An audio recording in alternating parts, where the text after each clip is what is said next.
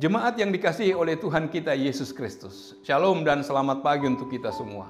Firman kehidupan di pagi hari ini tertulis dalam Kisah Para Rasul 4 ayat 12. Dan keselamatan tidak ada di dalam siapapun juga selain di dalam Dia, sebab di bawah kolong langit ini tidak ada nama lain yang diberikan kepada manusia yang olehnya kita dapat diselamatkan. Demikian firman Tuhan. Saudara-saudara yang dikasihi oleh Tuhan kita Yesus Kristus, tidak ada seorang pun manusia di bawah kolong langit ini yang tidak mendambakan keselamatan. Manusia mencari atau memeluk kepercayaan atau agama untuk memperolehnya. Banyak orang beragama berusaha melakukan kehendak Allah yang mereka sembah, tetapi mereka tidak mampu. Bila objek mereka adalah Allah yang benar, mereka tidak akan dapat menjangkau Allah tanpa anugerah keselamatan dalam Tuhan Yesus Kristus. Sebab keselamatan itu hanya ada di dalam Kristus. Prestasi paling tinggi yang mereka dapat capai adalah melakukan kehendak Allah melalui hukumnya. Agama Yahudi diberikan kemungkinan untuk mengerti kehendak Allah, yaitu melakukan kehendak Allah, melakukan segala sesuatu sesuai dengan pikiran dan perasaan Allah. Jalan keselamatan hanya ada satu, yaitu melalui Kristus. Perkataan Petrus ini ditujukan kepada orang-orang yang mendengarkannya saat itu, tetapi juga bagi semua orang yang sedang mencari keselamatan. Petrus mengatakan bahwa keselamatan tidak bisa diperoleh dengan cara lain. Keselamatan hanya dapat diperoleh melalui nama Yesus Kristus. Firman Tuhan mengatakan, tidak ada nama lain yang diberikan kepada manusia. Nama Yesus menyatakan tugas dari juru selamat, karena nama itu berarti Dia yang menyelamatkan umatnya dari dosa-dosa mereka. Itulah sebabnya dengan nama itu Petrus menyembuhkan orang yang lumpuh, di mana penyakit merupakan efek dari dosa. Namun lebih dari itu, Yesus menghapuskan dosa sehingga umat Allah dapat berdiri di hadapan pengadilan Allah seolah-olah mereka tidak pernah berbuat dosa. Yesus menjadi satu-satunya penebus karena hanya Yesus saja yang memenuhi syarat menjadi penebus. Keberadaannya sebagai Tuhan dan manusia yang membuat hanya Dia yang memenuhi persyaratan menjadi penebus.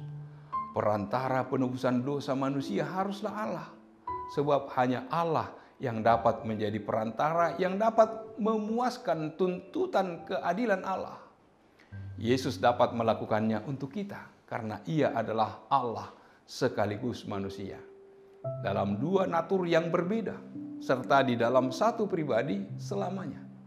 Karena Dia adalah manusia, Dia bisa mati untuk membayar harga penebusan kita.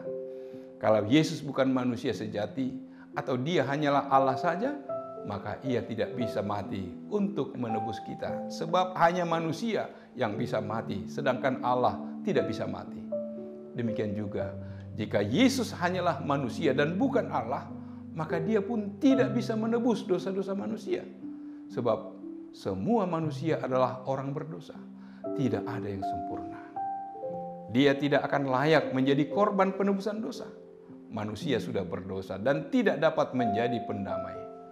Oleh sebab itu, harus Allah yang menjadi pendamainya. Hanya Allah yang mempunyai kuasa, kemampuan untuk menyelamatkan diri kita.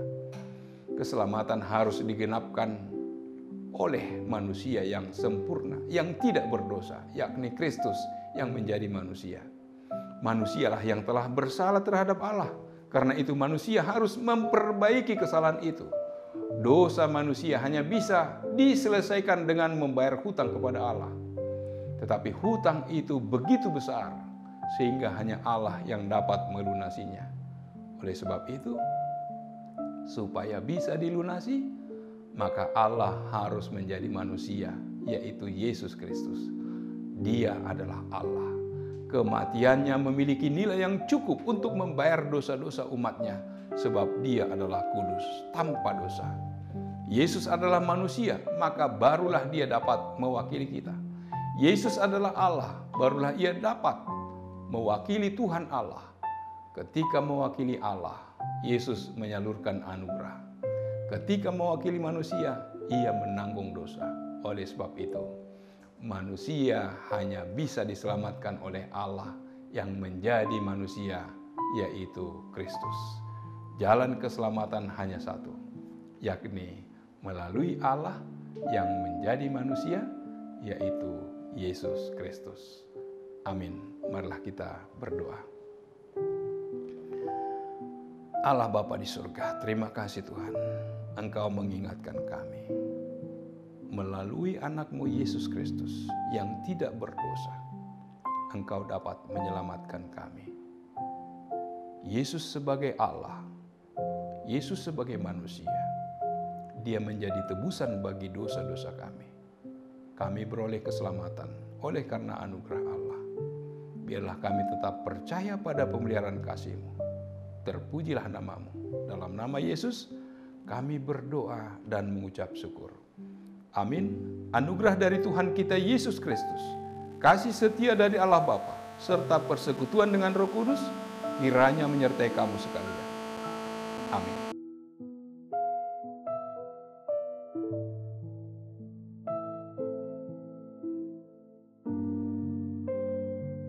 Horas Amang Inang serta teman-teman semua.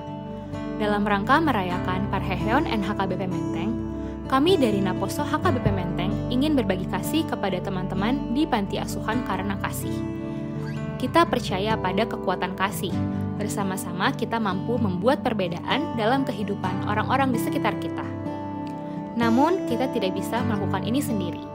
Karena itu, kami membutuhkan dukungan kalian semua. Kami mengajak Amang Inang, Kakak Abang, dan seluruh jemaat HKBP Menteng untuk bisa turut berbagi kasih kepada teman-teman di Panti Asuhan Karena Kasih, sebuah rumah yang memberikan perlindungan dan kasih sayang kepada anak-anak yang membutuhkan. Jika Amang Inang berkenan, kami menerima donasi yang bisa diberikan melalui rekening panitia tahunan HKBP Menteng. Untuk informasi lebih lanjut, kunjungi akun Instagram kami di @nhkbpmenteng. Mari berbuat baik dan berbagi cinta dengan mereka yang membutuhkan. Tuhan Yesus memberkati.